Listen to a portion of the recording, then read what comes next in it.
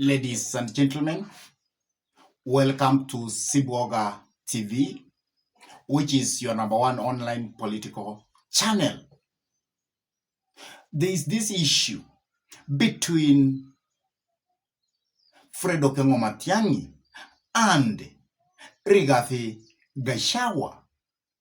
And the issue is, when you look at these two political leaders, it is as if one has come from heaven, another one has come from Mars. Why is this huge difference between these two people?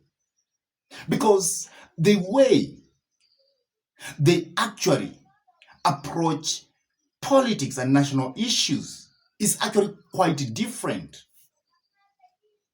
Because I've tried to actually reason these two political leaders, but I have come to a conclusion.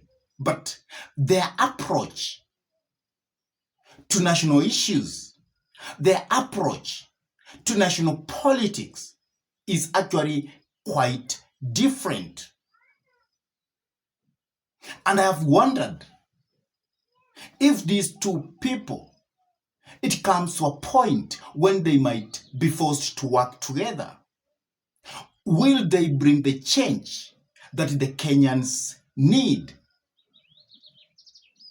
Because if you look at them, you can say that there is one person who is practically oriented in how he approaches national issues. And there is another person who is very political in every issue. So he is able to politicize everything.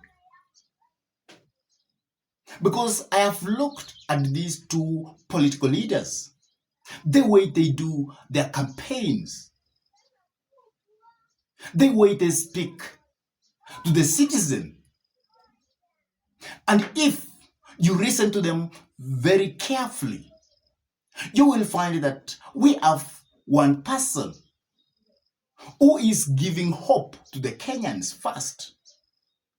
And at the same time, he is trying to be realistic on how to give solutions to the problems that is defiling our country.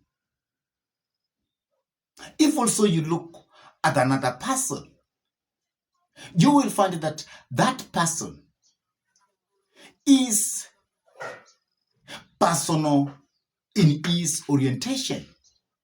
He is a person who is actually a populist. He is a person who is framing others instead of coming up with a solution or solutions. So, if you can listen to the script of Rigathi Gachagua first, and then you listen to the second clip of Matiangi, then you can understand what I am trying to put across. Please listen to these two clips. What we are saying is, it's not possible to have any dialogue with William Ruto because the guy is a pathological liar. We are actually even having doubts. We are having doubts whether his real name is William Ruto. So, and let me say this. That line of thinking about dialogue is being brought by Raila. Raila is totally irrelevant in the Kenyan political discourse. Because every election cycle, he loses, he finds his way into government. He wants to be in government, but he doesn't want responsibility. Yeah? He is there, but somebody else takes the flak. Right now, he finds things are too hot for William Ruto. He is trying to distance himself. But if he was a patriotic Kenyan, and he meant well for our country, he would disengage from Kasongo. but he is talking when his mouth is full. You know? And, they are called table manners. So what we are saying is, and it's very clear, I was saying this morning, forget about him. The support he had across the country is gone. The Kamba nation used to support him, they are not there. The Gusii nation, they are not there. The Luhya nation, they are not there. The Maasai, they are not there. The Mombasa, they are not there. Again, the Gen Z who are going to determine the next election do not want to hear his name, because he betrayed them, and on their blood, he negotiated his way into government. The payslip holders who are suffering because of excessive taxation and bad governance don't want anything to do with him, because he is supporting the government that is really, really humiliating them and making life impossible for them. So we are saying the dialogue that we need is in the ballot box in 2027. That's where we need to sort out this question once and for all. And I think it's good. We cannot keep on having situations and people talk. You know, Raila has been in every dialogue, but the problems of Kenya do not end. I think what we need is transformative leadership. And I think it is time we just persevere for 2 years and sort out this matter once and for all. Everybody was in the room, including judges of the Supreme Court and the DPP, the entire justice sector was there. Then I was asked, including the late Chebukati who attended the meeting, I was asked this question about money and campaign finance. And I said, you know, this wash business we are seeing here, some of these people doing well on the campaign trail are people who are on the Interpol list for wash and money laundering. If we are not careful as a country, we are going to launder into elective offices up to 40% of these characters. And we will pay a price for it. Today, my colleagues, those of you who are in the finance sector, you know we have been listed. 3 weeks ago, the EU also listed us as an insecure financial transaction environment. It has never happened since independence. And the reason why I was very surprised about that EU one is that we are the only country in East Africa on that list. I want to be diplomatically sensitive. Sitaki kuongea mambo mengine niseme, unajua hata Burundi haiko huko. Ta Somalia haiko huko. Sisi tu ndio tuko huko kwa East Africa. Sisi ndio tumeandikwa hapo. Tunafanya ujeuri wa fedha pia tunafanya.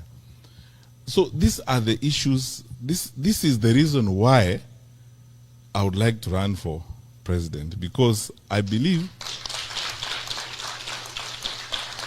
our country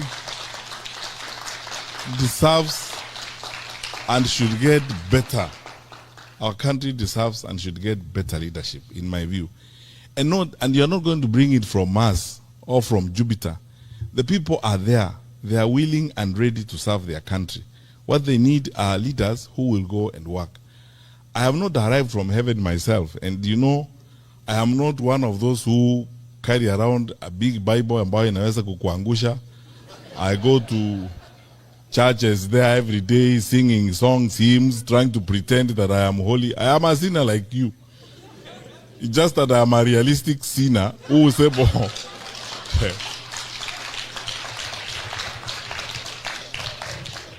who would like to do his work and get his work done. That is it.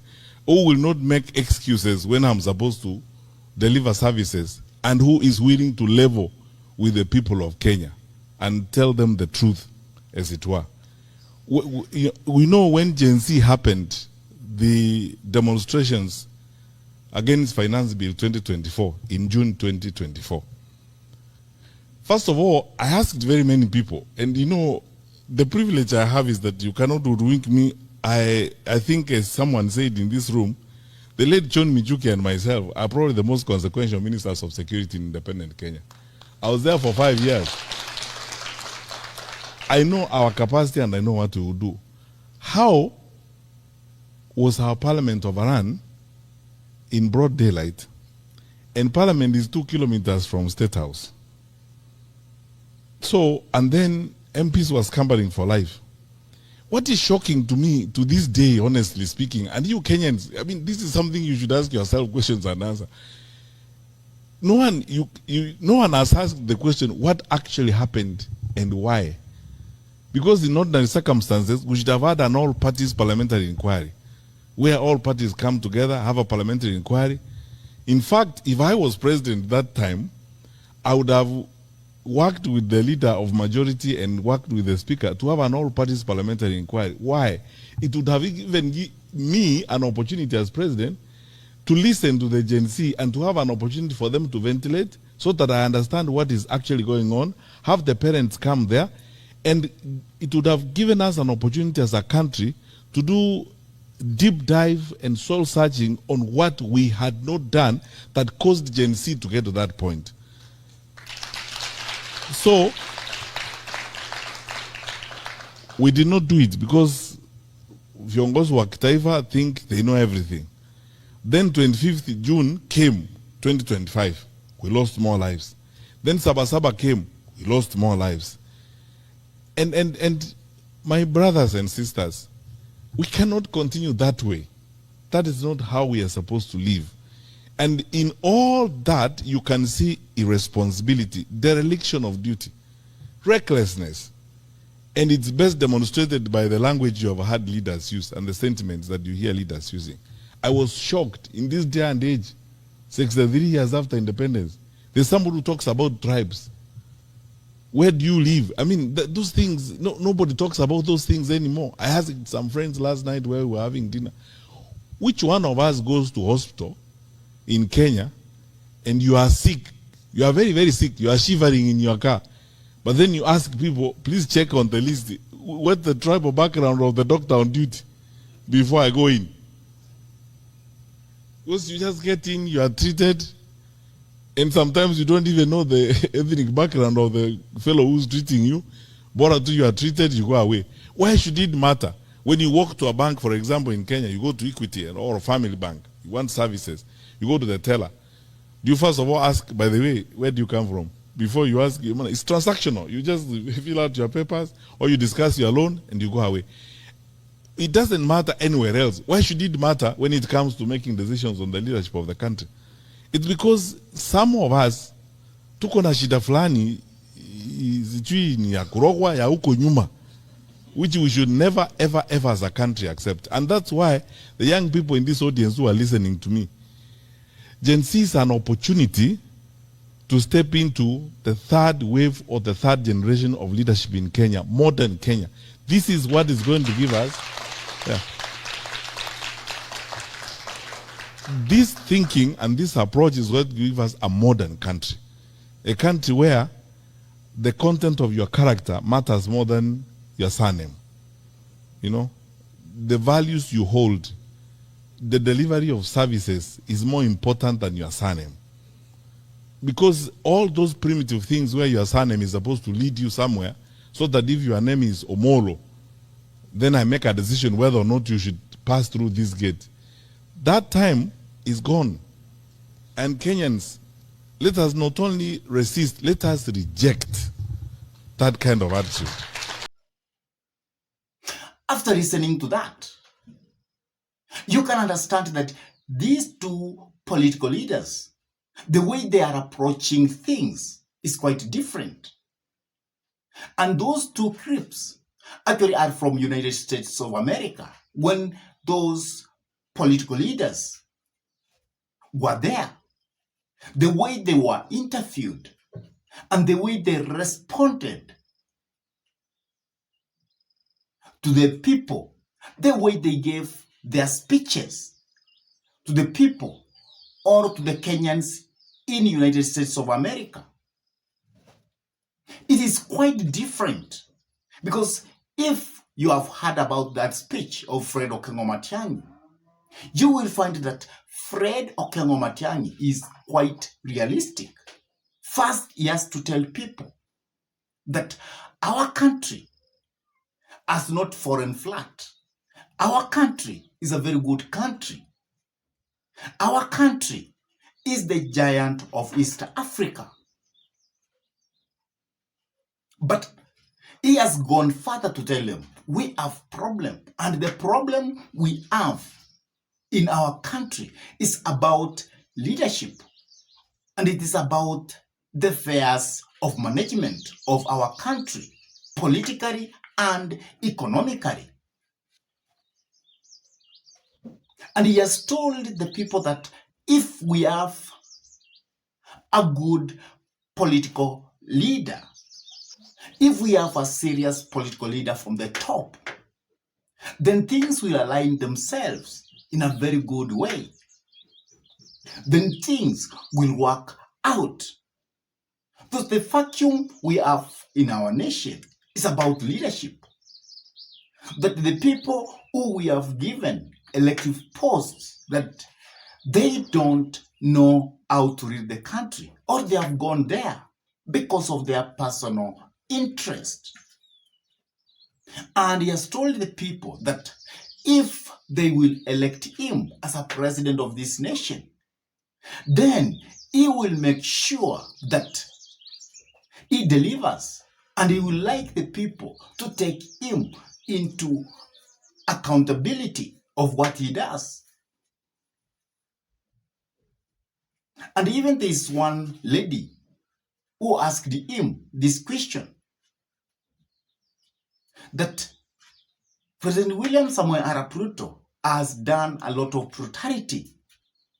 If elected as a president, what will you do to President William Samoei Ruto because of what he has done? And Matiangi was very strategic in giving an answer to that. Instead of approaching directly about William Samoei Ruto, he has told them that it is about the institution we have, that the institution we have sufficient laws to act. The only thing is because we don't have a person who is capable to leave those institutions to work. And if those institutions which we have set in our constitution could be allowed to function, then you will find that every Kenyan citizen will actually follow the rule of law, because they will fear that because the institutions are working, then if they do something peculiar, then they will have to answer to that. They will have to stand by the dock. But if you listen to Rigathi Gachagua, you could wonder, is he giving the Kenyans the solutions they need? Because if you look at the politics of Rigathi Gachagua, it is a populist kind of politics. He wants to make people to be emotional in nature. He actually makes his politics by actually hitting on certain individual or individuals. And that is why in the United States, he was able to hit back at Raila Odinga and told the people that Raila Odinga has lost his political powers, because the people who have been supporting Raila Odinga, they are actually gone. And he also had to hit back at William Samoei Ruto, and by telling them that the first thing we need to solve is to remove William Samoei Ruto from power. But he has not told the people, after removing William Samoei Arap Ruto, what next? Because the Kenyans must know that the problems is not only removing William Samoei Arap Ruto, because we can remove William Samoei Ruto and replace him with somebody who is very fierce than William Samoei Ruto. Somebody we could say that we wish we could have known. We wish we could have left William Samoei Ruto to continue with his style of leadership. So, Rigathi Gachagua has that approach into the politics by having a populist kind of approach. where you just make people to have the feelings, where you make people to have their euphoria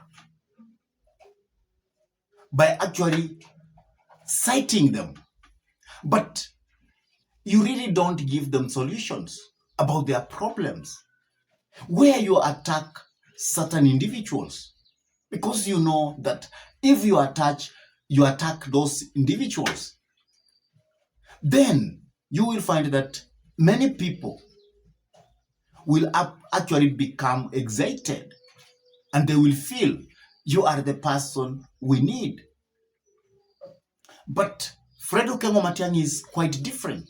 You have heard when he is trying to lecture people, he is not actually lecturing them by attacking probably President William Samoei Ruto and by saying, because of President William Samoei Ruto, we will deal with him, we will do ABCD, we will jail probably William Samoei Ruto.